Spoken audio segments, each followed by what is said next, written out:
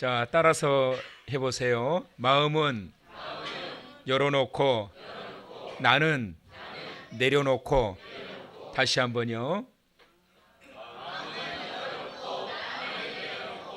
다시 한번 따라서 하시라는 거예요. 왜 이렇게 급하세요? 자, 따라서 하세요. 마음은 열어놓고 나는 내려놓고. 옆 사람한테 은혜 받으세요. 자, 이제 해보세요. 처음부터 끝까지. 자, 시작.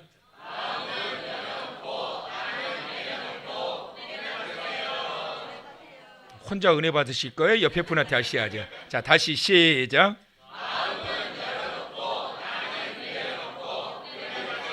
예, 자, 원하시면.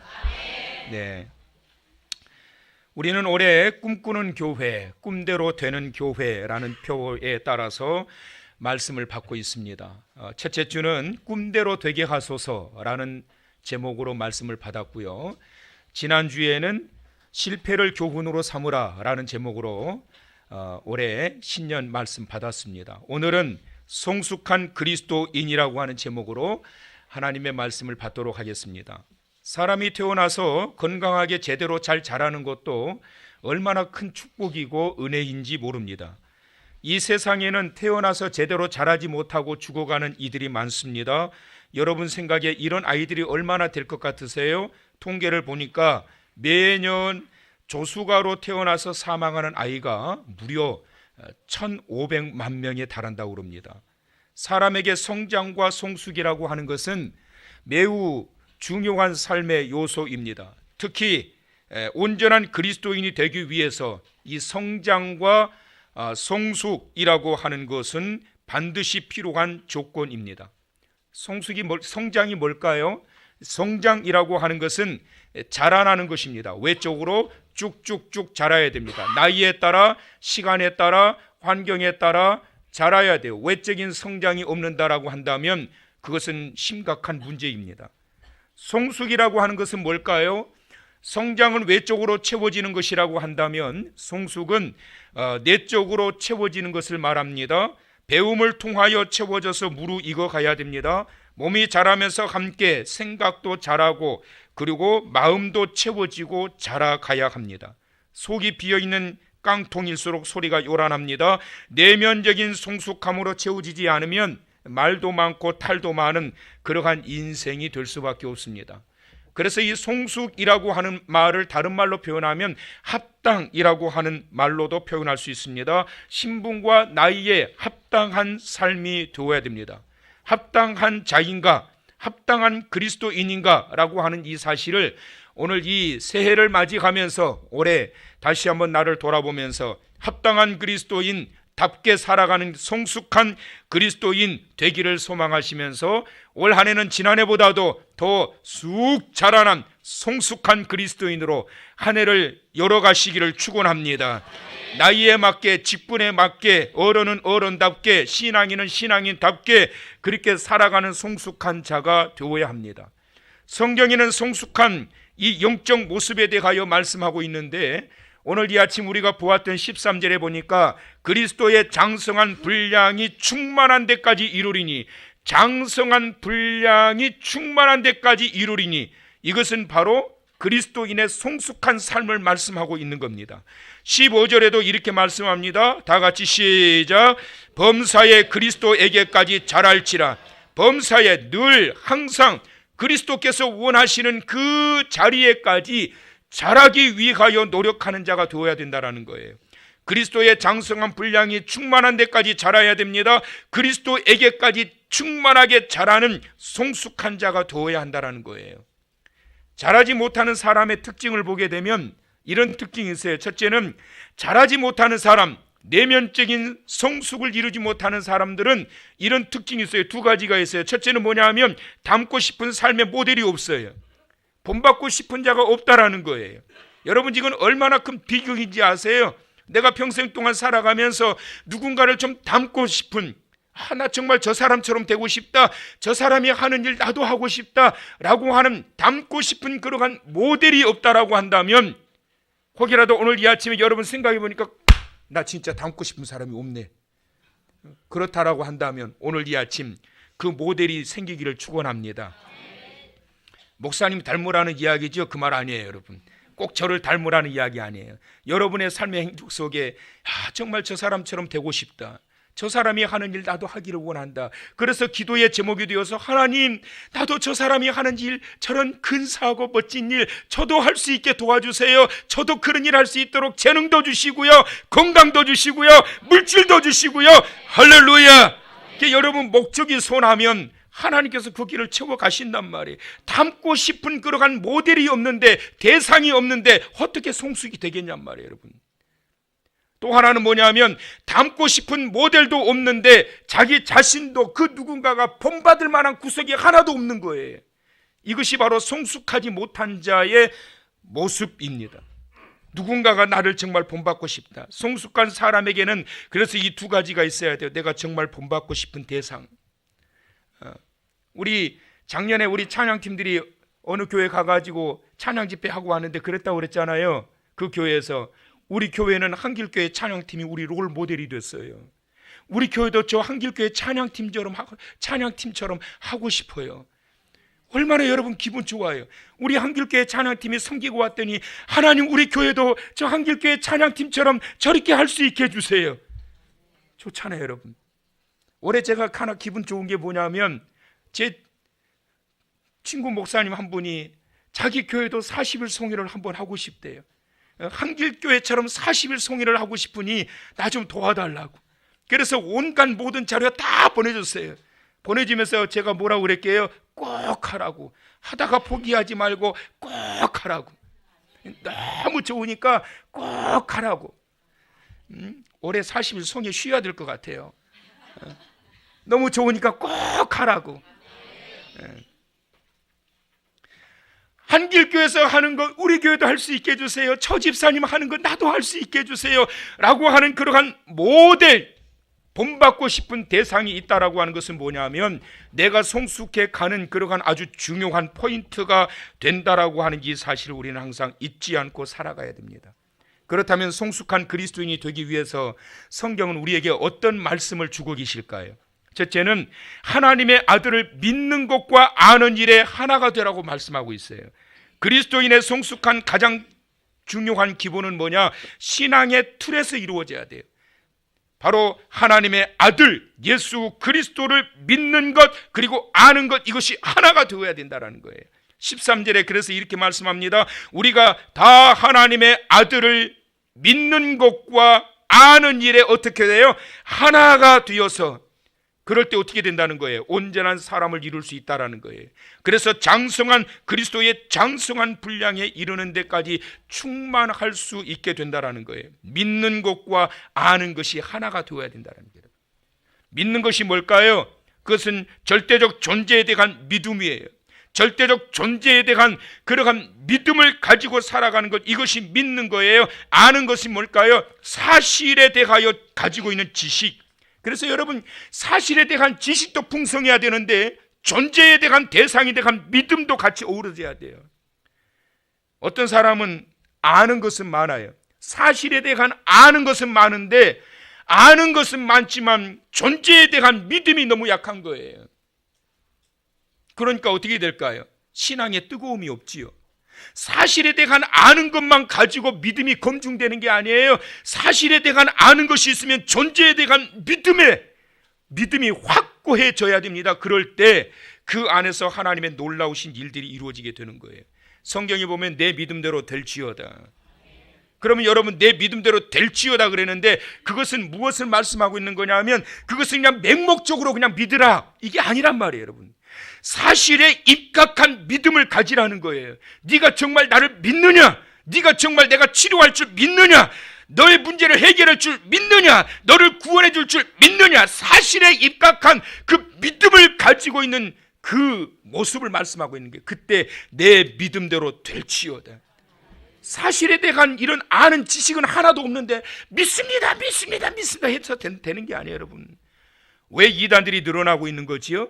왜 사이비 이단 광신 집단들이 왜 그렇게 많이 늘어나고 있는 거예요? 그것은 뭐예요?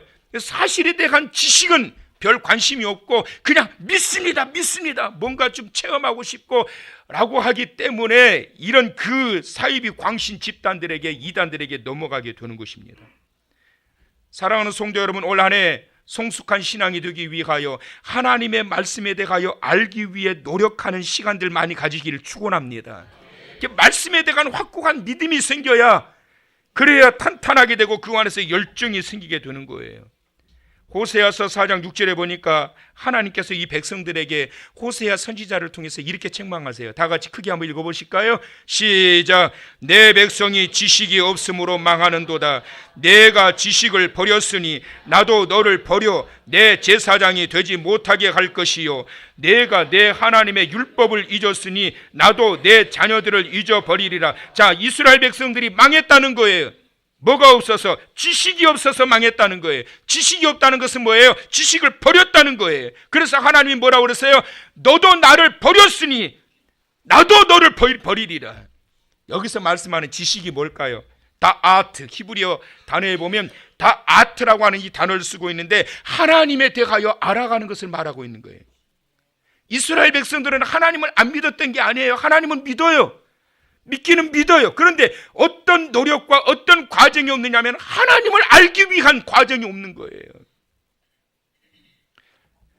하나님의 백성들이 하나님에 대하여 너무나도 몰랐던 것이죠. 왜 몰랐을까요? 율법을 무시했기 때문에. 쉐마 이스라엘, 이스라엘아 들으라, 들으라고 주신 말씀을 그들은 듣지 않았기 때문에, 또한 선지자들의 외침을 거부했기 때문에 그렇습니다. 나쁜 말은 귀를 닫아버리고 달콤한 말들에 익숙하다 보니까 그들은 하나님의 말씀을 멀리하게 된 거예요. 세상에 너무 깊이 빠져 있었기 때문에 또한 그들은 하나님을 알지 않게 된 겁니다. 우상에 빠져버렸고 이방인들과의 교제에 빠져버렸습니다. 그들은 하나님을 믿지 않은 것이 아니에요. 믿기는 믿었지만 문제는 뭐냐면 다아트, 하나님에 대하여 너무 모른 거예요. 하나님을 믿지 않는 것이 아니라 하나님을 믿어요. 그런데 문제는 하나님에 대해서 제대로 알지를 못하는 거예요. 왜 성도들이 고난이 있을 때 넘어질까요? 왜 성도들이 슬픔과 좌절의 순간에 모든 것을 놔버릴까요? 왜 성도들에게 열정이 일어나지 않을까요? 하나님을 안 믿어서가 아니라 믿기는 믿는데 하나님에 대해서 너무 모르는 거예요. 하나님에 대해서 올 한 해 깊이 알아가는 그러한 복된 한 해 되시길 축원합니다.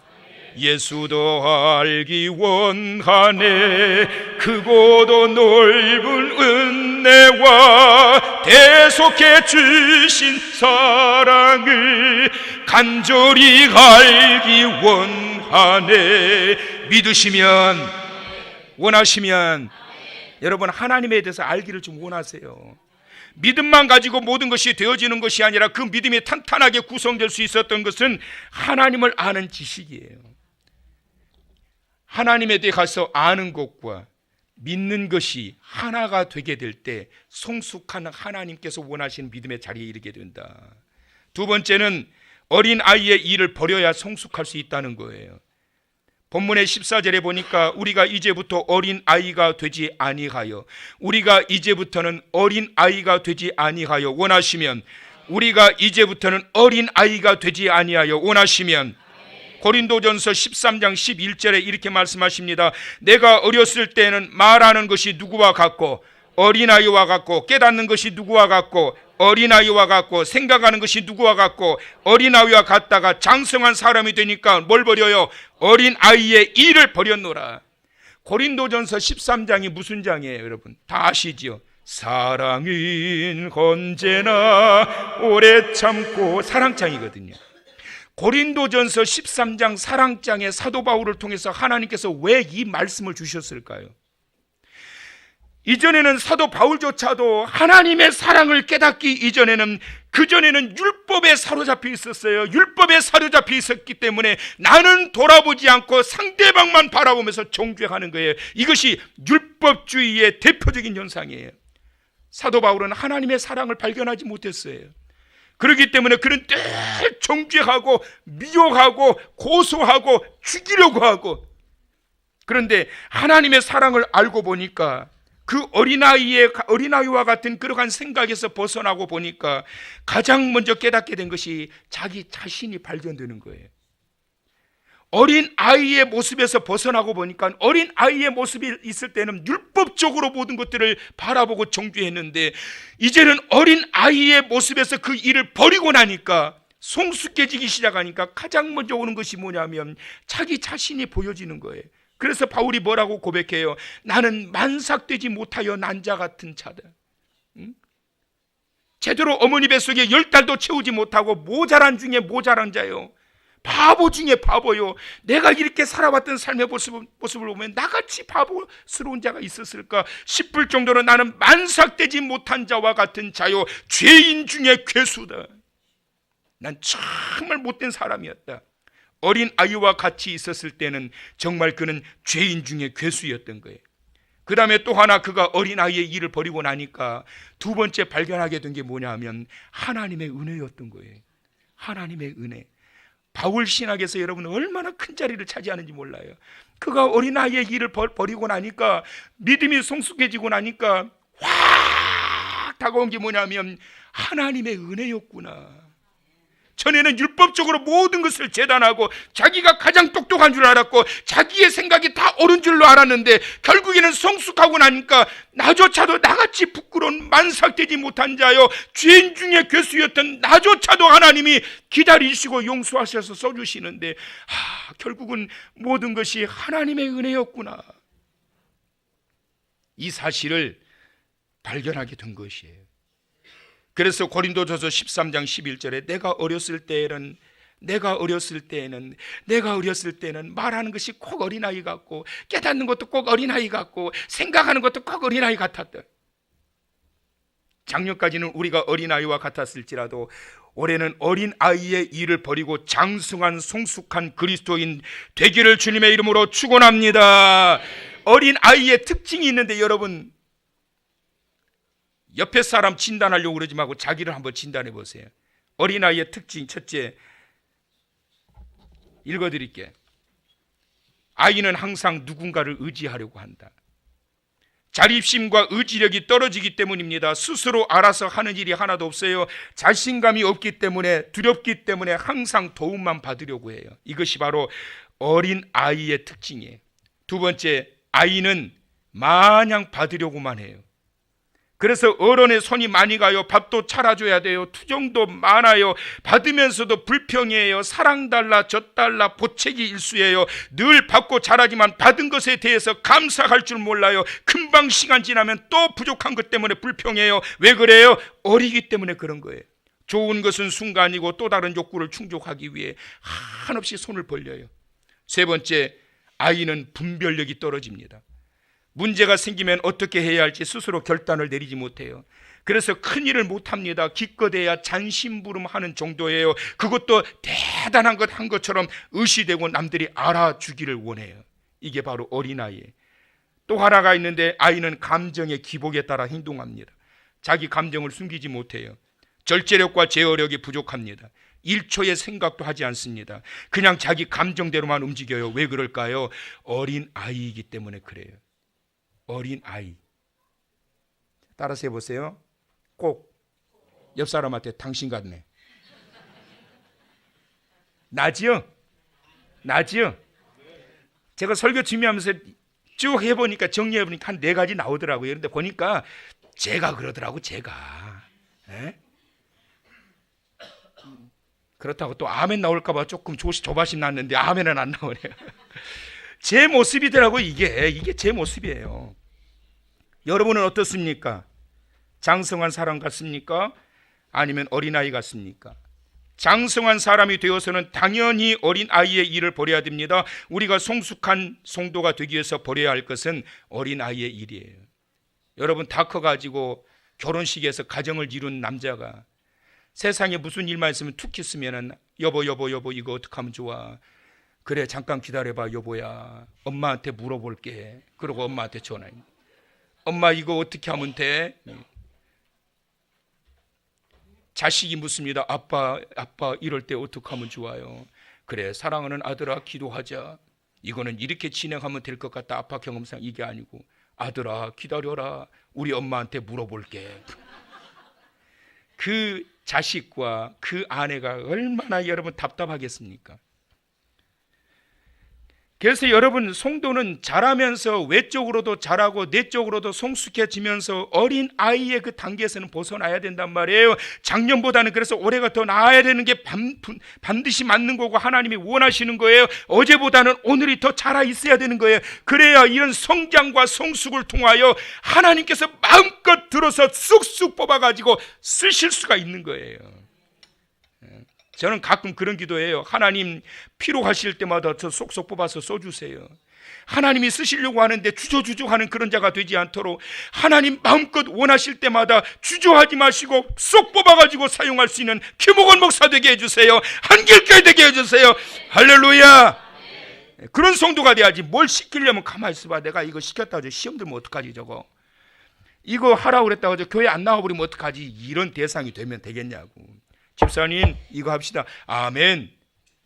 그냥 마음 놓고 시킬 수 있는 자가 돼야지. 불안해가지고 어린아이와 같아가지고 쉽게 토라지고 삐지고 도망가고 그런 자의 모습에서는 벗어나야 된다는 거예요. 왜 어린 아이의 모습에서 우리가 벗어나야 될까? 오늘 본문 14절에 이런 말씀하세요. 자, 다 같이 크게 읽어봅니다. 시작. 이는 우리가 이제부터 어린 아이가 되지 아니하여 사람의 속임수와 간사한 유혹에 빠져 온갖 교훈의 풍조에 밀려 요동하지 않게 하려 함이라. 할렐루야. 어린아이와 같은 신앙에 머물러 있게 되면 유혹에 쉽게 무너져요. 세상의 풍조에 쉽게 무너진다고. 왜 그래요? 아직 어리니까 그런 거예요. 아직 어리니까. 아직 덜 자란 거예요. 여러분, 올해는 제발 하나님, 성숙한 그리스도인, 답게 살아가는 그리스도인, 합당하게 살아가는 그러한 그리스도인이 되어서 작년보다 더 나아진 모습으로 하나님께서 마음껏 사용하실 수 있는, 그래서 마음껏 복을 내리실 만한 하나님의 자녀 되게 하여 주옵소서. 그런 삶이 되시길 축원합니다. 또 하나는 15절에 이런 말씀하고 계세요. 다 같이 시작. 오직 사랑 안에서 참된 것을 하여 범사에 그에게까지 자랄지라. 오직 사랑 안에서 참된 것을 하여 범사에 그에게까지 자랄지라. 성숙한 자는 사랑 안에서 참된 것을 하는 자예요. 사랑 안에서 참된 것을 하는 자. 이게 뭘까요, 여러분? 사랑 안에서 해야 할 참된 것, 이게 뭐겠어요, 여러분? 이해하고 용서하는 거예요. 사랑 안에서 해야 할 참된 것, 사랑이 검증되어지면서 해야 될 가장 중요한 참된 것, 이해하고 용서하는 거예요. 이해하지도 않고 용서하지도 않으면서 당신을 사랑해. 가짜 사랑해, 여러분. 아직까지도 이해하지도 않고 아직까지도 용서하지 않으면서 여보 당신 사랑해. 가짜 사랑해. 진정한 사랑이 그 사람의 가슴 속에 들어가려면 이해하고 용서가 된 다음에, 여러분, 사랑 안에서 참된 것을 행하는 두 번째는 헌신과 수고입니다. 이기주의가 아니라 이타주의적인 삶이에요. 나를 위해서 사는 삶이 아니라 헌신합니다. 상대를 위해서 기꺼이 수고합니다. 이것이 사랑 안에서 행하는 참된 것이에요. 하나님을 정말 사랑하신다면, 교회를 정말 사랑하신다면, 죽어가는 영혼들을 정말 사랑하신다면 여러분의 마음 중심에 진정한 헌신과 진정한 수고가 있기를 바라고 진정한 용서와 진정한 사랑이 있게 되길 축원합니다. 미숙한 자는 한없이 받으려고만 합니다. 그래서 도무지 자라지 않습니다. 변하지도 않습니다. 그래서 채워지지 않아서 욕구 불만 생기고 늘 그런 사람은 피해 망상에만 사로잡혀 있는 거예요. 그러나 성숙한 자는 받으려고만 하는 자가 아니라 채워주는 자입니다. 왜 채워주려고 하는 줄 아십니까? 성숙해졌기 때문입니다. 내적 성숙을 통한 성장으로 받으려고 하기보다 채워주기 위하여 수고하고 애쓰고 노력하는 성도 되시길 바랍니다. 마지막으로 제가 가정사역 전문 잡지에 실렸던 한 글을 소개해드리면서 오늘 말씀을 마무리 지으려고 합니다. 40대 초반에 한 여인이 있었습니다. 아들이 중학교에 다니고 딸이 고등학교에 다니는 일남 일녀의 두 아들딸과 함께 살았던 40대 여인이에요. 어느 날 이 여인이 건강검진 과정에서 암 선고를 받게 됩니다. 그리고 이것은 너무 병이 깊어져서 치료가 불가능한 암이라고 충격적인 소식을 듣게 됩니다. 담당 의사가 이 여인에게 둘 중에 하나를 선택하려고 합니다. 하나는 고통스럽지만 방사선 치료를 받는 방법이 있습니다. 어차피 치료는 불가능하지만 방사선 치료를 받으면 단 몇 달이라도 더 살 수 있습니다. 그러나 그 과정이 고통스럽습니다. 둘째는 어차피 이것은 고칠 수 없는 병이기 때문에 집이나 호스피스 병동에서 조용히 생을 정리하는 방법이 있습니다. 의사는 이 여인에게 둘 중에 하나를 선택하라고 말했습니다. 이분이 하나님 앞에 기도하면서 내가 엄마로서 무엇이 최선일까 생각합니다. 아내로서 엄마로서 어떻게 해야 할까 생각하다가 결론을 내렸습니다. 방사선 치료를 받기로 결심합니다. 그러고 난 이후에 두 자녀들에게 이 편지를 남깁니다. 엄마는 그리스도인으로서 천국의 소망을 가지고 있단다. 그래서 나에게는 죽음이 준비되어 있기 때문에 더 이상 이 땅에서 삶에 대한 미련은 없단다. 그럼에도 불구하고 엄마는 방사선 치료를 받기로 선택했다. 그것은 나를 위해서가 아니란다. 사랑하는 너희들 때문에 그렇게 하기로 결심했단다. 사춘기 인생의 가장 중요한 시기를 지나가고 있는 너희들에게 엄마를 가장 필요로 할 중요한 시기에 내가 너희들 곁에 조금이라도 함께 있어주기 위해서란다. 어떤 대가를 치르더라도 나는 너희들이 정말 필요했던 그 시간에 엄마가 너희들 곁에 있었다는 그 기억을 위해서 나는 이 질병과 더불어 싸우기로 결심했단다. 이런 내용이었습니다. 이분은 자기 자녀들의 인생을 위해서 그리고 자녀들에게 도움이 되기 위해 자신의 고통을 선택하기로 결심한 것입니다. 사람이 성숙해졌다는 것은 무엇을 의미하는 것일까요? 설교 서두에 말씀드렸습니다. 성숙이란 채워지는 것이고 채워주는 것입니다. 사랑하는 성도 여러분, 진정한 삶의 의미와 가치를 깨닫고 채워지는 것, 그리고 내가 존재해야 할 의미를 발견하고 채워주는 것, 조금이라도 남을 배려하며 남은 생을 살아가며 채워주는 것, 바로 이것이 진정한 성숙한 삶입니다. 아는 것과 믿는 것이 하나 되도록 올 한 해 주 안에 바로 서십시오. 그리고 마냥 어린아이의 자리에 머물지 않도록 이제는 벗어나십시오. 그리고 사랑 안에서 해야 할 참된 그것을 행하십시오. 그러므로 올 한 해 정말 성숙한 그리스도인이 되셔서 정말 주님 만족하실 만한, 흡족하실 만한 그런 모습으로 올 한 해 힘차게 열어가시기를 주님의 이름으로 축원합니다.